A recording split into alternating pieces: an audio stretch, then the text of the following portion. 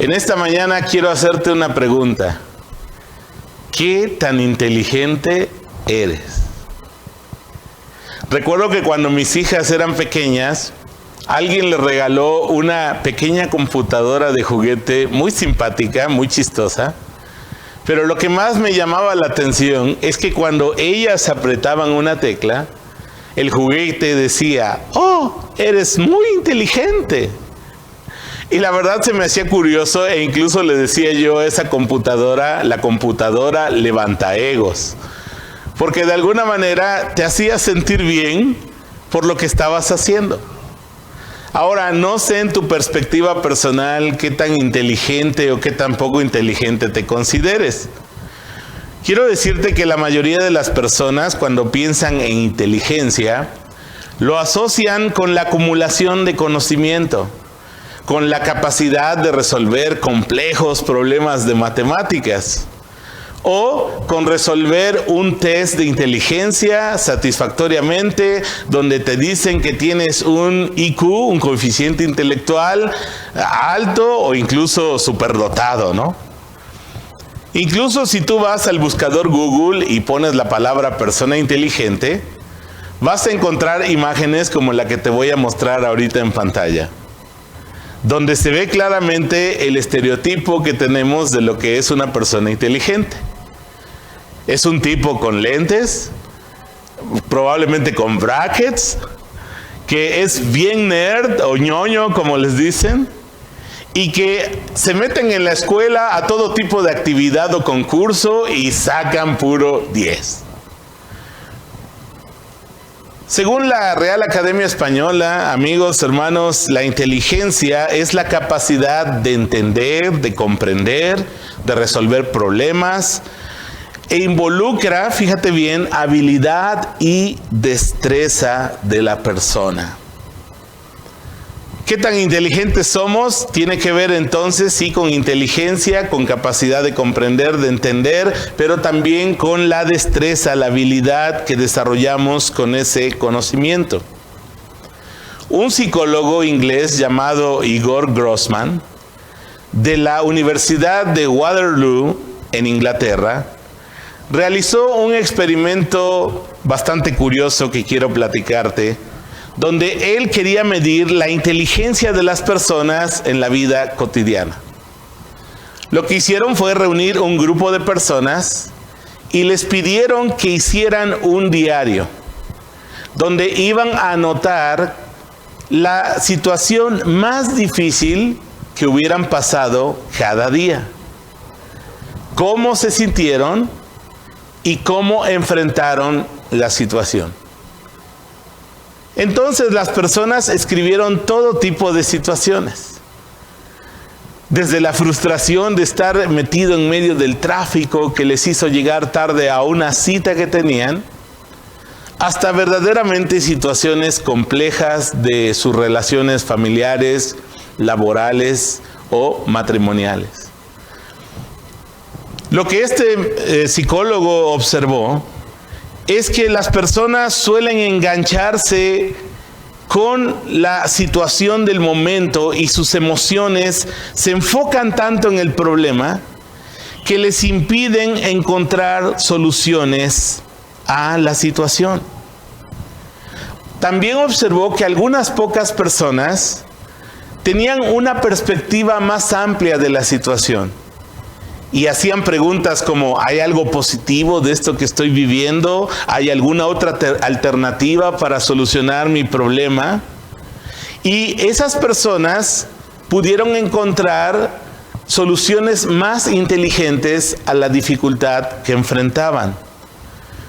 Lo que este psicólogo concluyó en su estudio es que cuando las personas asumen una perspectiva distinta a lo que habitualmente hacen, les ayuda a tomar decisiones más inteligentes.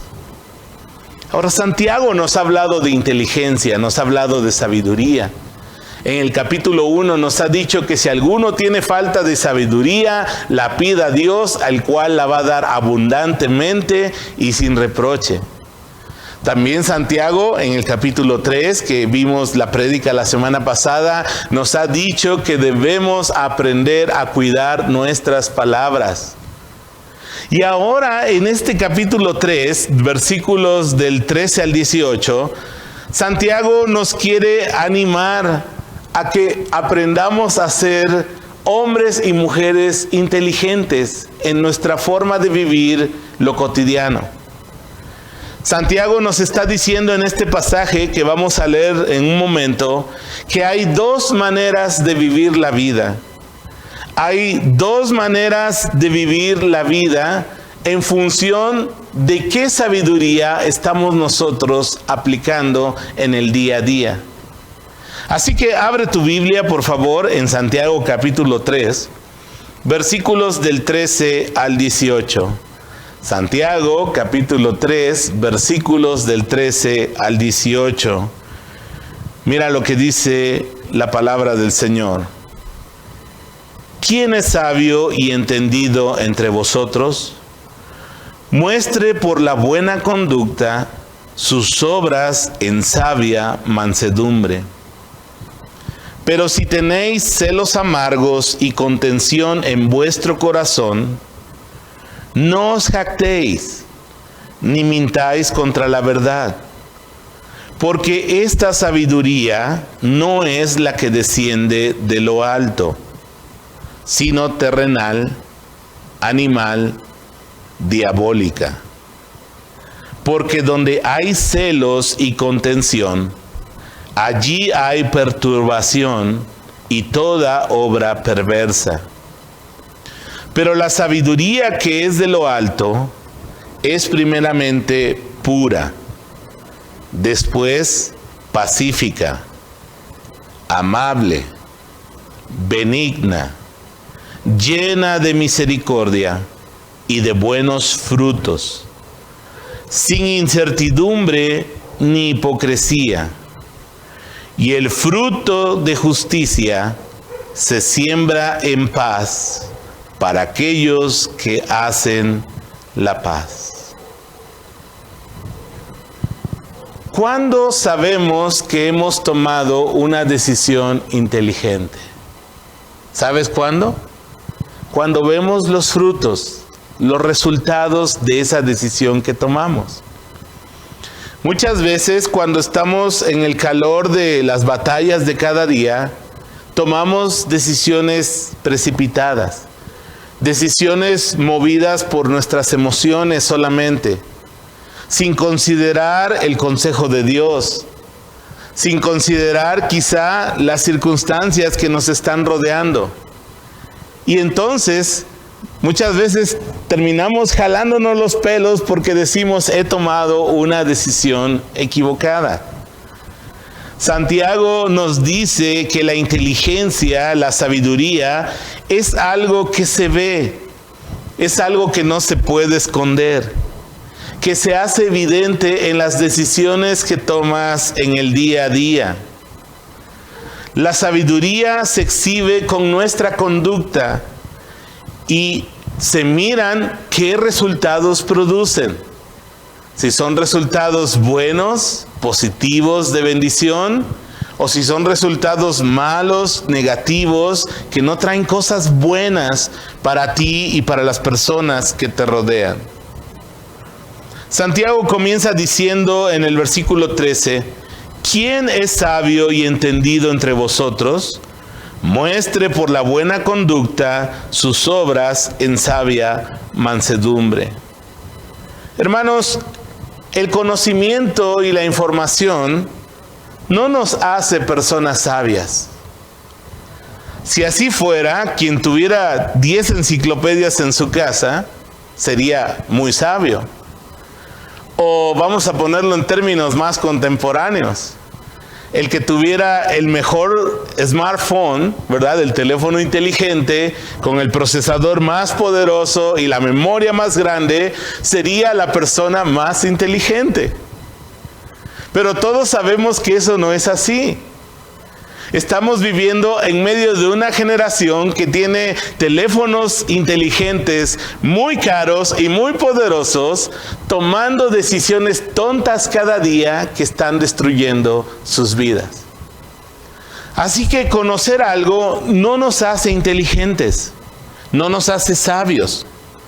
De hecho, desde la perspectiva hebrea, la sabiduría no tiene tanto que ver con cuánto conoces, sino más bien cómo aplicas lo que ya conoces. Déjame decirlo en otros términos. La sabiduría en la Biblia tiene que ver con conocimiento puesto en práctica, conocimiento aplicado.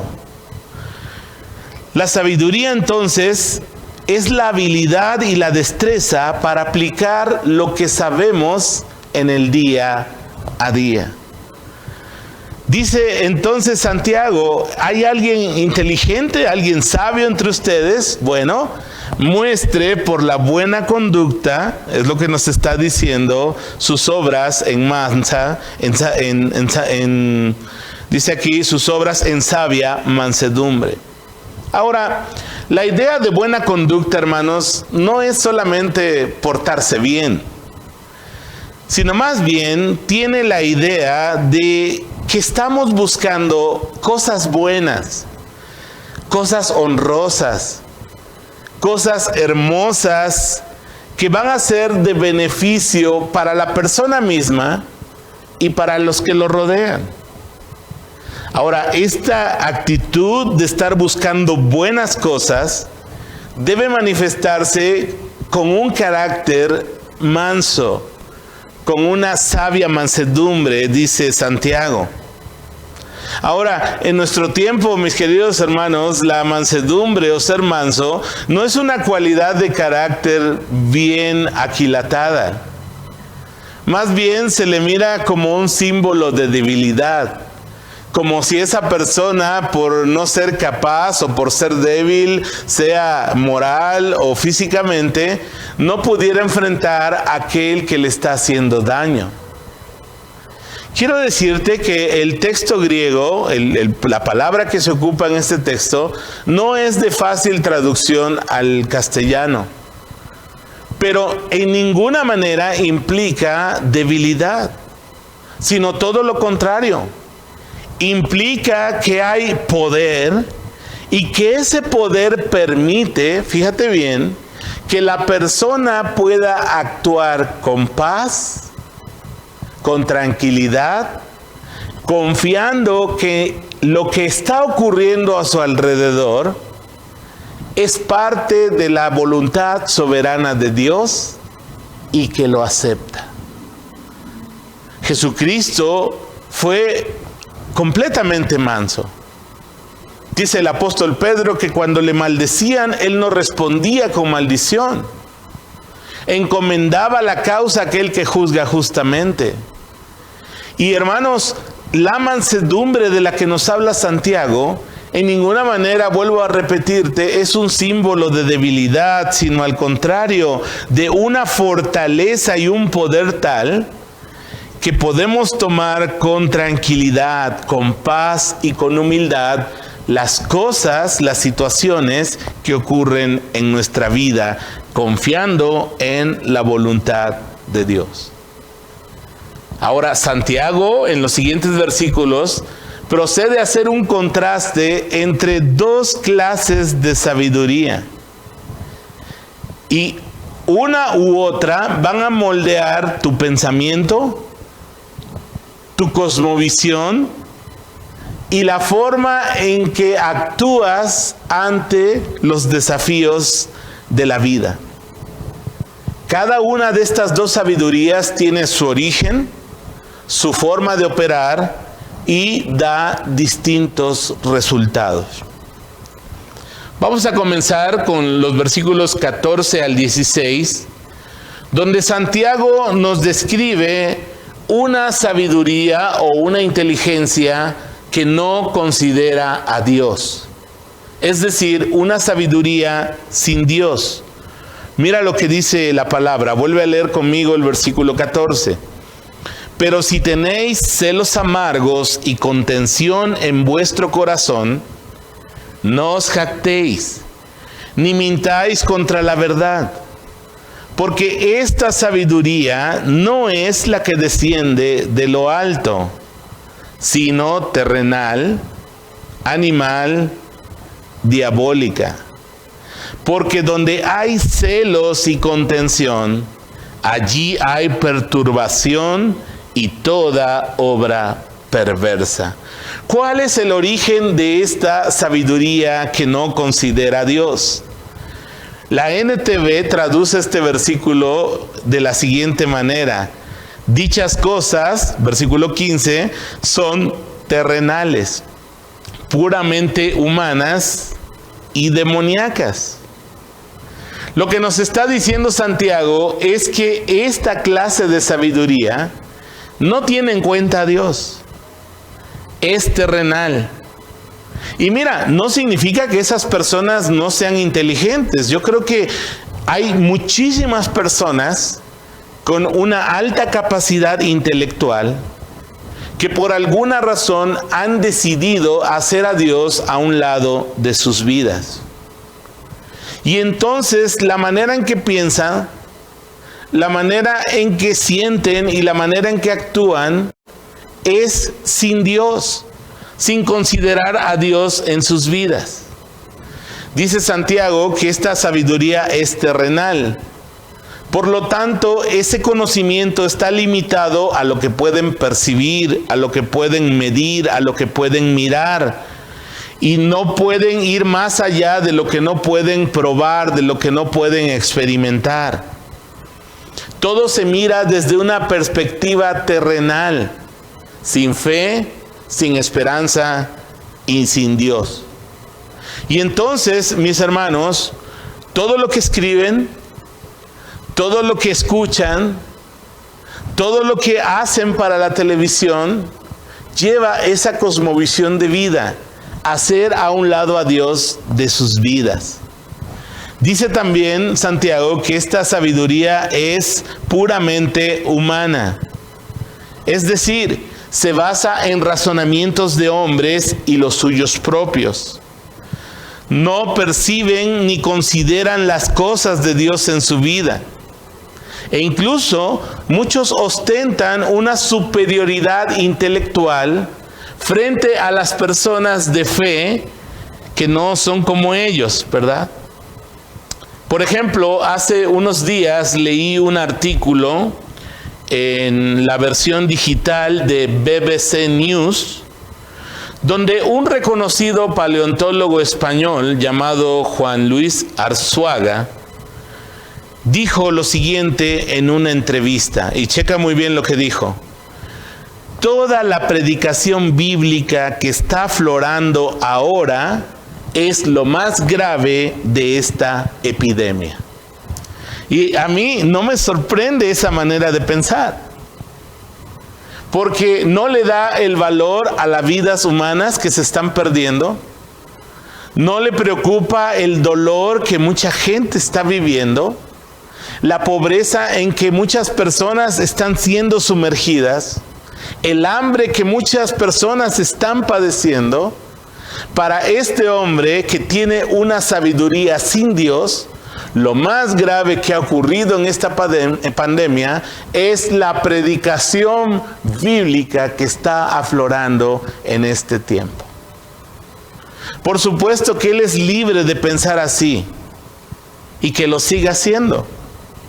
Pero yo creo que a muchos de nosotros nos hace ver que pierden la perspectiva de lo más valioso que puede tener el ser humano, que es la vida, que es la salud, que es el bienestar de las personas. Y mira, Santiago, en una tercera característica de origen de esta sabiduría, dice que es diabólica. No implica esto que esa sabiduría o que las personas están poseídas o impulsadas necesariamente por un poder diabólico. Pero sí significa que su mente está cautiva por la forma de pensar de un mundo que ha decidido sacar a Dios de la ecuación. Ahora, ¿cómo opera esta sabiduría? Según Santiago, en el versículo 14, esta sabiduría opera con dos actitudes del corazón. Mira lo que dice ahí. Pero si tenéis celos amargos y contención en vuestro corazón, no os jactéis ni mintáis contra la verdad. Los celos amargos, hermanos, es una actitud de envidia. Una envidia que domina la forma en que nos relacionamos y tratamos a los demás. Una envidia que nos lleva a tener amargura, a ser picantes, como haz de cuenta si trajeras un cuchillo clavado en tu pie y a cada paso que das te está lastimando. Y hay muchísimas gentes que así actúan en la vida. Por ejemplo, tienes un compañero de trabajo que te llevas con él, pero a lo mejor no lo consideras ni tan inteligente, ni tan talentoso. Y de repente te llama un día y estás tú en tu casa tranquilamente viendo la televisión y llama por teléfono y te dice: oye, Miguel, fíjate que quiero platicarte que me acaban de dar un ascenso en el trabajo. Y era justamente el puesto que tú estabas buscando. Y entonces, si tú tienes un corazón lleno de envidia, le vas a decir: pues qué bueno que te lo dieron. Y por dentro tú vas a estar pensando: pero si es un bruto, pero si no tiene talento, el que merecía eso era yo. Y hermanos, la envidia de esta manera de comportarse, de esta actitud del corazón, nos impide poder gozarnos con las bendiciones de otros. Y estamos codiciando lo que otros tienen. Y te la pasas mirando si aquel es más apuesto que tú, o aquella mujer es más guapa que tú, o si tu compañero tiene un mejor carro, tú tienes que tener un mejor carro. Y si aquel ya se compró una casa, esa envidia te lleva a pensar que tú mereces tener una mejor casa. Y quiero decirte que es una manera dañina, perjudicial, que se mete en un ciclo que nunca termina.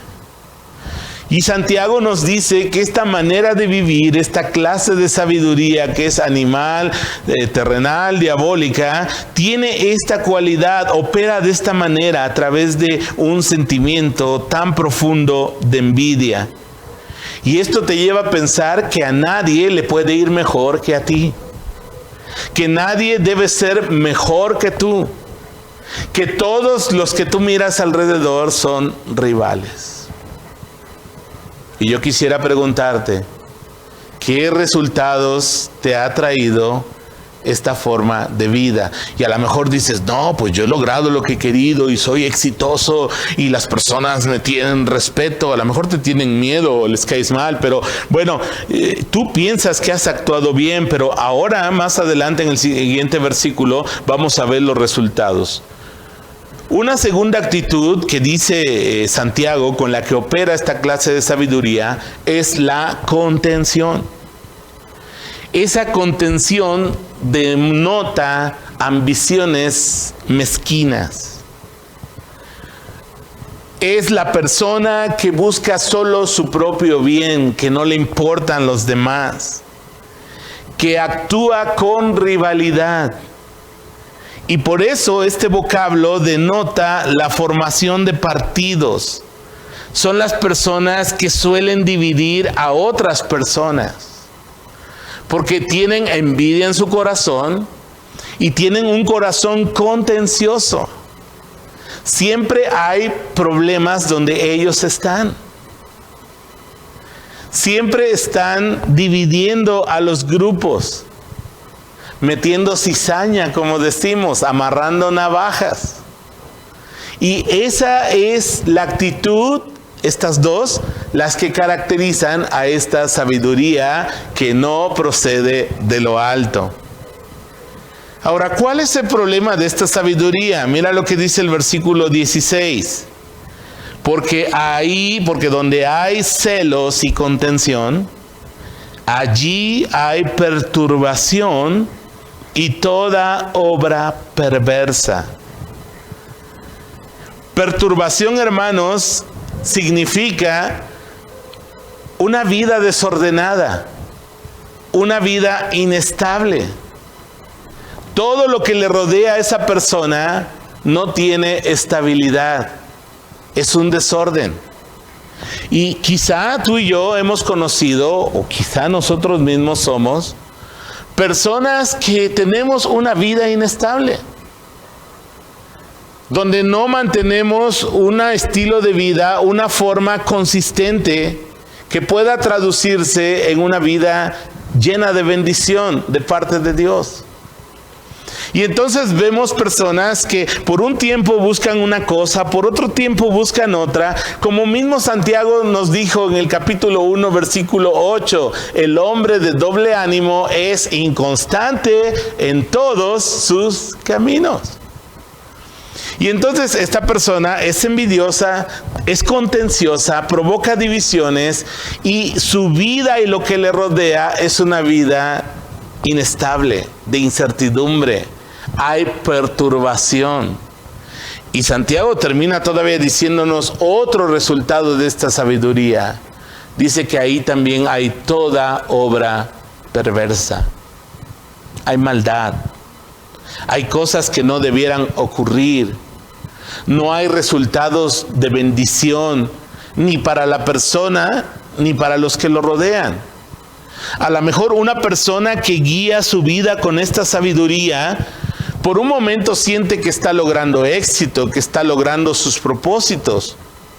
Pero si esta persona es honesta, se dará cuenta que no está logrando más que a lo mejor la satisfacción de su propio egoísmo, pero que ni así queda satisfecha y está dañando a las personas que lo rodean.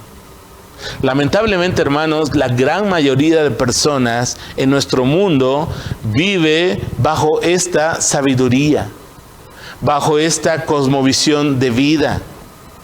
Por esa razón, aunque parece en ciertos aspectos ser exitosos, ser inteligentes, si tú analizas con un mayor detenimiento sus vidas, te darás cuenta que ahí hay perturbación y toda obra perversa. Ahora, Santiago nos pone entonces en contraste otro tipo de sabiduría, otro camino, otra alternativa. Como dijo el psicólogo inglés que vimos al principio, aquellas personas que miran desde otra óptica, desde otra perspectiva, toman decisiones más inteligentes. Y quiero decirte que la palabra de Dios te da otras opciones, otra manera de enfrentar la vida. Mira lo que dice el versículo 17, acompáñame a leerlo. Dice, pero la sabiduría que es de lo alto es primeramente pura, después pacífica, amable, benigna, llena de misericordia y de buenos frutos, sin incertidumbre ni hipocresía. Esta es la sabiduría que viene de Dios. El origen de esta sabiduría procede de Dios y esta sabiduría considera a Dios. Proverbios capítulo 1, versículo 7 nos dice que el principio de la sabiduría es el temor al Señor. Entonces, el primer paso para que tú puedas empezar a caminar con esta sabiduría en tu día a día es que tú puedas mostrar un respeto, un temor reverente hacia Dios y su palabra. Ahora, esta sabiduría está al alcance de todos. El Salmo 19:7 dice lo siguiente: la ley del Señor es perfecta, que restaura el alma. El testimonio del Señor es seguro, que hace sabio al sencillo. Así que cuando un creyente, una persona, pone en el lugar correcto su respeto hacia Dios, su temor reverente, y pone como un fundamento para su vida la palabra de Dios, va a empezar a caminar en esta sabiduría. Ahora, ¿cómo opera esta sabiduría? Hay por lo menos 8 cualidades que Santiago nos dice que tiene esta sabiduría. Vamos a verlas de una manera rápida por asuntos del tiempo, pero no por ello vamos a dejar de observar la enorme bendición que tiene esta sabiduría para aquel que la practica. ¿Cómo opera esta sabiduría? Esta sabiduría, dice el texto, que en primer lugar es pura, es limpia. No tiene malicias, no tiene contaminaciones, no hay engaño, no hay dobles intereses, no hay dobles intenciones. Esta sabiduría, si algo le caracteriza, es que es pura. En segundo lugar, dice Santiago que esta sabiduría es pacífica. Otra manera de decirlo es que ama y busca la paz. A donde quiera que llega, en lugar de haber contención, en lugar de haber división, en lugar de haber pleito, la persona que practica esta sabiduría busca la paz con los que se relaciona. Jesús mismo dijo en Mateo capítulo 5, versículo 9, bienaventurados los pacificadores, porque ellos serán llamados hijos de Dios. Una tercera cualidad que nos dice Santiago que tiene esta sabiduría es que es amable. Es decir, la persona que la practica tiene un trato considerado, amable en sus formas y en su palabra con las demás personas. Imagínate que tú te ensucias de repente tu cara o tu brazo, tus manos, y alguien, en lugar de ofrecerte un pañuelo suave, ¿verdad?, y rico en su aroma, te ofreciera una lija o una de esas fibras que se ocupan para lavar los trastes que tienen cochambre. Y hay personas, hermanos, que en sus tratos son como lijas que lastiman. Su actitud, sus palabras, en ningún momento son amables o consideradas hacia las demás personas. Pero alguien que está poniendo atención a la sabiduría de Dios va a ser una persona amable, no va a ser una lija, una fibra que va a lastimar a quienes le rodean. También Santiago nos dice que esta sabiduría es benigna. La Nueva Traducción Viviente traduce este versículo diciendo, dispuesta a ceder ante los demás. Y no por debilidad, hermanos, sino porque estas personas han aprendido el principio bíblico de no buscar solo el bien propio, sino también el de los demás. Y es cuando más bendición las personas disfrutan. Cuando uno está realmente dominado por su egoísmo y solo estamos buscando mi propio beneficio sin importar a los demás, puede ser que alcance cierto grado de satisfacción. Pero la mayor bendición, hermanos, es cuando buscamos el bien propio y al mismo tiempo el de los demás. Una quinta cualidad que nos menciona Santiago es que esta sabiduría está llena de misericordia. Es decir, tiene compasión por aquellos que no merecen compasión. Esta sabiduría, hermanos, reconoce el carácter amoroso, compasivo, misericordioso de Dios, quien hace llover sobre buenos y malos, quien hace salir su sol sobre buenos y malos, aunque no lo merecemos. Y la verdad, ¿quién es realmente bueno? De Dios recibimos misericordia, es decir, lo que no merecemos. De manera análoga, esta sabiduría, mis queridos hermanos, amigos, es una sabiduría llena de misericordia. Dios no quiere que tú seas una persona de fe que no haya aprendido lo que significa dar misericordia. Jesucristo en algún momento dijo que lo que debemos aprender es misericordia quiero y no sacrificio. Así que, hermanos, amigos, esta sabiduría es compasiva con aquellos que no merecen compasión.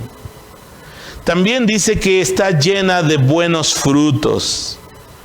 Es decir, los resultados que trae son cosas buenas para la persona y para quienes le rodean. En el último versículo dice, sin incertidumbre ni hipocresía. Es decir, sin ser parciales, sin hacer acepción de personas. Y en cuanto a la hipocresía, hermanos, amigos, sin fingimiento, sin máscaras, sino con un corazón sincero. ¿Puedes darte cuenta? Hay dos sabidurías. Y nosotros decidimos cuál vamos a tomar y abrazar en nuestra vida para que nos moldee nuestra mente y nuestra cosmovisión y nos comportemos así en la vida.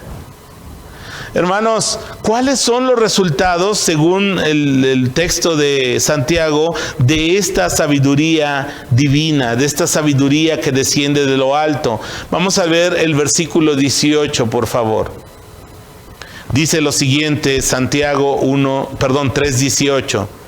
Y el fruto de justicia se siembra en paz para aquellos que hacen la paz. Santiago está usando la idea de un agricultor, de un campesino. Y el campesino, en función de qué clase de semilla siembra, es la clase de fruto que va a recibir. Si un campesino siembra una semilla chafa, una semilla mala, va a recibir una cosecha mala. Pero si ese campesino siembra una buena semilla, la cultiva, la riega, va a cosechar buenos frutos. Y lo que nos está diciendo Santiago aquí es que cuando una persona siembra en paz, va a cosechar frutos de justicia. Es decir, resultados que son de bendición, resultados que son correctos, que son justos para todos. Entonces quiero que te des cuenta el contraste entre estas dos sabidurías. Mientras en la primera hay celos amargos y contención y su resultado es perturbación y toda obra perversa, en esta sabiduría que es pura, que es pacífica, que es amable, que es benigna, llena de misericordia, de buenos frutos, sin incertidumbre y sin hipocresía, en esta sabiduría va a haber frutos de justicia para aquellos que han sembrado con esta clase de sabiduría. Y quiero volver a la pregunta del principio. ¿Qué tan inteligente estás siendo para tu vida? ¿Qué tan inteligente estás siendo para guiar tu esposa, tu matrimonio? ¿Qué tan sabio estás siendo para guiar a tus hijos? ¿Qué tan sabio estás siendo para relacionarte en tu trabajo o para hacer tus negocios? Porque mira, sin duda lo que sembramos, eso cosechamos. Muchas personas son religiosas, conocen de Dios, han escuchado la palabra de Dios. Es más, pudieran decirla y dar una conferencia sobre cosas de Dios. Pero tenemos que basarnos en los resultados. Nosotros sabemos si somos personas sabias o inteligentes en la medida de las decisiones que tomamos y los resultados que vemos al final. Yo quiero animarte en esta mañana a que observes los resultados que hay en tu matrimonio, en tu relación con tus hijos, en tu relación con tus amistades, en tus relaciones laborales, en tus negocios. porque son los resultados los que van a determinar qué tan inteligentes somos o no, y con qué clase de sabiduría estamos moldeando nuestros pensamientos y nuestra cosmovisión de vida. Quiero decirte que la sabiduría de Dios está ahí para ti. Y Él quiere que tú te des cuenta que esta sabiduría tiene cualidades extraordinarias y resultados igualmente extraordinarios que van a traer bendición, van a traer justicia y van a ser sembrados a través de la paz. Así que en esta mañana quiero animarte a que tomes una decisión y que puedas ver con qué sabiduría has estado guiando tu vida. Si tú eres creyente, yo te animo a que te guíes con la sabiduría de Dios, la sabiduría que desciende de lo alto. Es tiempo de cambiar, es tiempo de renovar nuestra mente con la palabra de Dios. Es tiempo de anhelar, de aprender y de practicar lo que Dios dice en su palabra si queremos cosechar buenos frutos. ¿Quién no quiere la bendición de Dios en su vida? Estoy seguro que todos en casa decimos, yo quiero ser bendecido por Dios, pero Dios dice, lo que siembras, eso es lo que cosechas. Y muchos, tristemente, aún llamándose creyentes, viven en una especie de ateísmo práctico, donde conocen de Dios, saben de Dios, pero viven su vida sin tener en cuenta a Dios. Es tiempo de cambiar. Es tiempo de mirar lo que Dios nos ofrece. Espero que te des cuenta que la sabiduría de este mundo, la sabiduría sin Dios, tiene algunos resultados, pero en general es perturbación y toda obra perversa. La sabiduría que viene de lo alto es una sabiduría llena de buenos frutos, llena de justicia y que produce paz. Así que en esta mañana toma la decisión de primeramente creerle a Dios y en segundo lugar de abrazar su palabra, de tener hambre de ella, de hacerla tuya y sobre todo tener la habilidad, la destreza de ponerla en práctica en lo cotidiano de tu vida. ¿Cuán inteligentes somos? Los resultados son lo que nos van a dar la razón de si somos poco o mucho inteligentes. Pero quiero decirte que más que tener que ver con la capacidad personal, tiene que ver con un corazón que está dispuesto, con mansedumbre, a ponerse bajo la autoridad de Dios y su palabra. Y vas a ver la bendición que va a traer el Señor a tu vida.